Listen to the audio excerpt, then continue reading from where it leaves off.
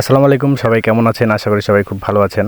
আমি রোহান ইসলাম চলে আসলাম নতুন আরও একটি ভিডিও নিয়ে।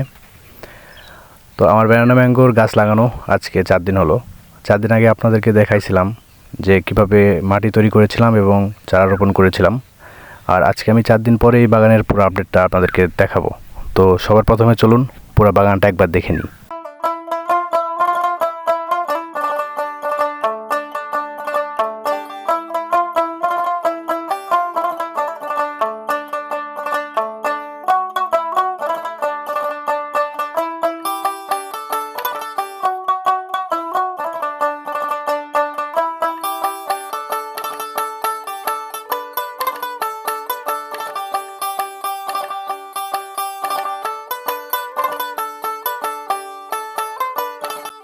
আজ গাছগুলো লাগানো 4 দিন হয়েছে, আর আস্তে আস্তে গাছগুলো পরিবেশের সাথে মানিয়ে নিচ্ছে।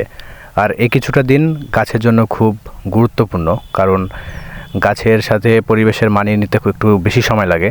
আর একটা বিষয় খেয়াল রাখতে হবে যে মাটির আর্দ্রতাটা একটু দেখে শুনে রাখতে হবে, কারণ গাছ খুব খরা বা বৃষ্টি পছন্দ করে না। যেহেতু গাছের এখন বর্ষাকাল, গাছকে আলাদাভাবে সেচ দিতে হবে না। আর যদি বর্ষাকাল না হতো তাহলে গাছকে আলাদাভাবে সেচ গাছ ব্যবহার করতে হতো। তারপরেও গাছকে দেখতে হবে যে গাছের গোড়ায় পানি বা অন্য কিছু বেঁধে আছে কি। যদি পানি বেঁধে থাকে তাহলে পানি বেঁধে থাকার কারণে গাছগুলো শিকড় পচে গাছগুলো মরে যাওয়ার সম্ভাবনা খুব বেশি থাকে।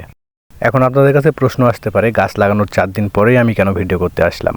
কারণ আমি চাই যে এই গাছটা লাগানো পর্যন্ত আস্তে আস্তে যখন এই শুকনো পাতাগুলো পড়ে যাবে, নতুন ডগা গজাবে, একসময় ফুল দেবে, একসময় হয়তো বা এই বাগান জুড়ে ফলও আসবে, সব কিছু আপনাদের সাথে শেয়ার করব।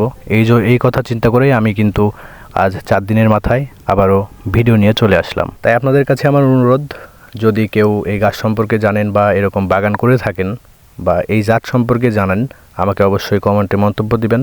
আপনার একটা মন্তব্য আমার পরবর্তী ভিডিও তৈরি করার অনুপ্রেরণা জানাবে। সবাই ভালো থাকবেন, সুস্থ থাকবেন। ধন্যবাদ সবাইকে। আসসালামু আলাইকুম।